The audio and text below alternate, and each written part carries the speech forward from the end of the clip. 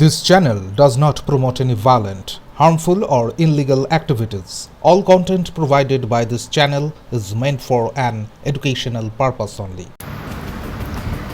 রানাঘাটে ব্যাংক থেকে টাকা তুলেছেন তাই পর্দাফাঁস করল পুলিশ, গ্রেপ্তার এক। রানাঘাট সহ একাধিক থানার এলাকায় সম্প্রতি ব্যাংক থেকে টাকা তুলে বাড়ি ফেরার পথে একের পর এক ছিনতাইয়ের ঘটনার জেরে আতঙ্কে ছিলেন সাধারণ গ্রাহকরা। ব্যাংকে টাকা তুলতেই ভয় পাচ্ছিলেন অনেকেই। তবে সেই আতঙ্কের অবসান ঘটাতে তৎপর রানাঘাট পুলিশ জেলা। দীর্ঘ তদন্তের পর ঘটনার কিনারা করে অবশেষে এক অভিযুক্তকে গ্রেপ্তার করল পুলিশ। পুলিশ সূত্রে জানা গেছে, গ্রেপ্তার হওয়া ব্যক্তির নাম সঞ্জয় গোয়ালা, বয়স 52 বছর। তিনি জলপাইগুড়ির রাজগঞ্জ এলাকার বাসিন্দা। বিভিন্ন ব্যাংকের সামনে নজরদারি চালিয়ে বয়স্ক মহিলা বা পুরুষদের টার্গেট করতেন তিনি। টাকা তুলে বেরিয়ে আসার পর তাদের অনুসরণ করে নির্জন স্থানে ছিনতাই করে পালাতেন। শান্তিপুর, চাকদহ, রানাঘাট সহ একাধিক থানায় এই ধরনের ঘটনা ঘটেছিল বলে জানিয়েছে পুলিশ। এরপরই শুরু হয় গোয়েন্দা তদন্ত। বিভিন্ন সিসিটিভি ফুটেজ খতিয়ে দেখা হয়, পাশাপাশি গোপন সূত্র মারফত তথ্য সংগ্রহ করে অভিযুক্তের হদিশ পাওয়া যায়। গতকাল রাতে শান্তিপুর থানার পুলিশের একটি প্রতিনিধি দল জলপাইগুড়ির রাজগঞ্জে অভিযান চালিয়ে সঞ্জয় গোয়ালাকে গ্রেপ্তার করে। জানা গেছে, দীর্ঘদিন ধরেই তিনি উত্তর দিনাজপুর থেকে এসে নদিয়া জেলার বিভিন্ন এলাকায় ঘোরাফেরা করতেন এবং মূলত রেল স্টেশনগুলির আশেপাশেই থাকতেন নজরদারির জন্য। আজ তাকে রানাঘাট আদালতে তোলা হলে পুলিশ 10 দিনের হেফাজতের আবেদন জানায়। তদন্তে আরও কারা এই চক্রের সঙ্গে জড়িত তা জানতেই এই হেফাজত প্রয়োজন বলে দাবি করেছে পুলিশ। পুলিশের এই তৎপরতায় স্বস্তির নিঃশ্বাস ফেলেছেন সাধারণ মানুষ। তবে ব্যাংক থেকে টাকা তুলে বেরোনোর সময় সকলকে আরও সচেতন থাকার পরামর্শ দিয়েছে প্রশাসন। বেশ কিছুদিন ধরে আমাদের এই রানাঘাট পুলিশ জেলায় একটা বিভিন্ন ঘটনা ঘটছিল, যেটা মানে আমাদের রানাঘাট পুলিশ জেলার বিভিন্ন থানাতে দেখা যাচ্ছিল। যারা বিশেষ করে বয়স্ক নাগরিক কোনো কাজে তারা যখন ব্যাংক থেকে টাকা তুলতে যাচ্ছে এবং টাকা তোলার পর দেখা যাচ্ছে যে সেই সমস্ত বিশেষ করে হেল্পলেস বা একটু বয়স্ক এবং একাকী যারা ব্যাংক থেকে টাকা পয়সা তুলে নিয়ে আসছে, তো তাদের পিছনে কিছু দুষ্কৃতী আর কি ফলো করতে থাকে। ফলো করতে করতে একটা মানে বিভিন্ন তাদের অসাবধানতার সুযোগ নিয়ে তারা তাদের টাকাগুলো ছিনতাই করে নিচ্ছে।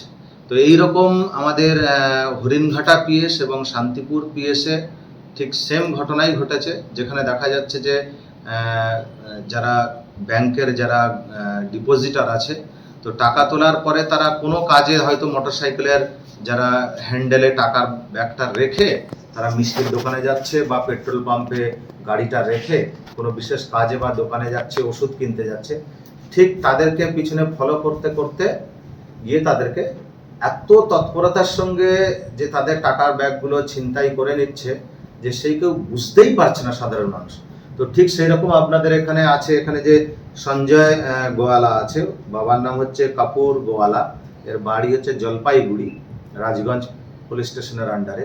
তো এ লাস্ট হচ্ছে প্রায় 1 মাস ধরে আপনাদের জলপাইগুড়ি থেকে আমাদের এই রানাঘাট পুলিশ জেলার বিভিন্ন থানায় ঘুরে ঘুরে এই সমস্ত ক্রাইমগুলো করছিল। তো প্রথম আমরা কিছু বুঝতে পারছিলাম না, তো ওই ক্রাইমগুলো হতেই থাকছিল, বিভিন্ন থানায় স্পেসিফিক কেসও হচ্ছিল। আমাদের রানাঘাট পুলিশ জেলার SP sir Kumar Saniraj sir এই ঘটনাটা বিশেষভাবে তৎপর হয়ে ওঠেন এবং সমস্ত থানাগুলোকে অ্যালার্ট করেন এবং স্যার পার্সোনালি ইনি এই ঘটনাগুলোকে নিয়ে সমস্ত থানার ওসি, ডিএসপি, এসডিপিও, অ্যাডিশনাল এসপিদের যে এই ঘটনা যেভাবেই হোক এটা ডিটেক্ট করতে হবে এবং আসামিকে ধরতে হবে।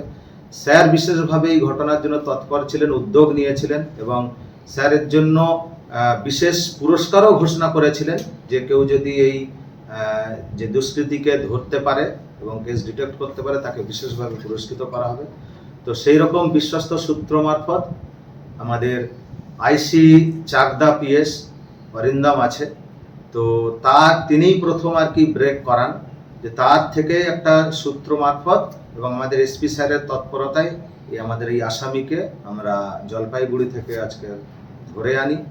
ধরে এনে যেটা জানতে পারলাম যে এরকম বিভিন্নভাবে ট্রেনে করে ওরা আসে, ট্রেনের প্ল্যাটফর্মেই এরা রাত কাটায় এবং বিভিন্ন ছোট বড় শহরে গিয়ে সুবিধা মতোভাবে যারা দেখে যে একাকী আছে, বয়স্ক লোক আছে, তাদের অসাবধানতার সুযোগ নিয়ে তাদের কাছ থেকে টাকা পয়সা ছিনতাই করে নেয়। তো আজকের এইরকমভাবে আমরা এই কেসের মোটামুটি আমরা যে ক্লু থেকে আমরা মোটামুটি ডিটেক্ট করতে পেরেছি। প্রাথমিকভাবে যা তদন্ত যেটা উঠে আসছে যে অ্যাকচুয়ালি এর সঙ্গে আরও দু একজন পার্টনার আছে, তাদেরকে আমরা পরে নিশ্চয়ই এদের স্টেটমেন্ট অনুযায়ী তাদের সঙ্গে অ্যারেস্ট করব। কিন্তু যেটা আছে স্পেসিফিক কেস আজকের আমরা দুটো করেছি। আজকে শান্তিপুর থানাতেও একটা স্পেসিফিক কেস হয়েছে, প্লাস হরিণঘাটা থানাতেও একটা স্পেসিফিক কেস হয়েছে। আজকের আমরা একে ফরওয়ার্ড করব এবং 10 দিনের পিসি চেয়েই আমরা একে আবার নেক্সট আমাদের যে ইনভেস্টিগেশন আছে প্রসিডিওর সেটা আমরা ফলো করব। স্যার, এই যে সমস্ত টাকা ছিনতাই হয়েছে, যে সমস্ত টাকা কিছু টাকা এখনো পর্যন্ত এর কাছে আছে, মানে একদম ইনিশিয়ালি একদম প্রাইমারি স্টেজে ইনভেস্টিগেশনটা আছে। এর থেকে যেটা পাওয়া যাচ্ছে যে ম্যাক্সিমাম এত ধার দেনা এর আছে যে বলছে স্যার ম্যাক্সিমাম আমি ধার দেনা শোধ করতেই সে টাকা খরচ হয়ে গেছে। এখনো যেটা এর কাছে 10-15 হাজার টাকা এখনো পড়ে আছে। বাকিটা যেটা আমরা দেখছি তদন্ত করে, সবে তো আজকের এই 2 ঘন্টা মতো হলো একে পেয়েছি। বাকিটা আমরা ইনভেস্টিগেশন করে ডিটেল এনকোয়ারি করে আমরা যে স্কুটি থেকে হচ্ছে আপাতত আমরা 2-3টে কেসের সঙ্গে এর ক্লু এবং এ নিজে অ্যাডমিট করেছে। আমরা এর যোগাযোগ বা এর অ্যাকচুয়ালি এর মানে নিজেই ক্রাইমটা করেছে এটা বোঝা গিয়েছে, ধরা পড়েছে। এরপরে বিভিন্ন থানায় কি কি কেস আছে সেইগুলো নিয়ে ডিটেল আমরা ইনভেস্টিগেশন করে পরে বুঝতে পারবো। না, এর তো জলপাইগুড়িতে বাড়ি, সেক্ষেত্রে নদিয়ার জিওগ্রাফিক্যাল অবস্থান তো এর অপরিচিত, তাহলে কি লোকাল কেউ এর সঙ্গে জড়িত আছে? সেটাও আমরা তদন্তের বিষয়, তদন্ত করে দেখব। কিন্তু যেটা এর কথা অনুযায়ী যে শিয়ালদা থেকে ট্রেনে করে একটা এরকম র্যান্ডমলি বিভিন্ন ছোট বড় শহরে নিজে নেমে পড়ে বিভিন্ন স্টেশনে হচ্ছে রাত কাটায়, শৌচালয়ে হচ্ছে স্নান করে, নিয়ারেস্ট হোটেলে আর কি হোটেল লজ এইসব জায়গাতে খাওয়া দাওয়া করে এবার সারা দিন বিভিন্ন ব্যাংক আছে, বাণিজ্যিক ব্যাংক আছে, সেখানে বসে থাকে, নজরদারি চালায় যে কে কোথায় কবে টাকা তুলছে। তো তাদের অসাবধানতার সুযোগ নিয়ে তাদের পিছু ফলো করতে করতে তাদের অসাবধানতার সুযোগ নিয়ে সে তাদের কাছ থেকে টাকাটা হাতিয়ে নেয়। আর এত ট্যাক্টফুলি কাজটা করে, কেউ বুঝতে পারে না যে মানে এত কুইক এটা রেসপন্স করে, মানে এই আসামি বোঝার উপায় নেই, এক ঝলকে কেউ বুঝতে পারবে না যে এইরকম একটা ক্রাইম করেছে। একদম নর্মাল মানে থাকে। কোনো আর্মস রিকভারি হয়েছে ওর কাছ থেকে? আপাতত এরকম কোনো কিছু দেখা যায়নি।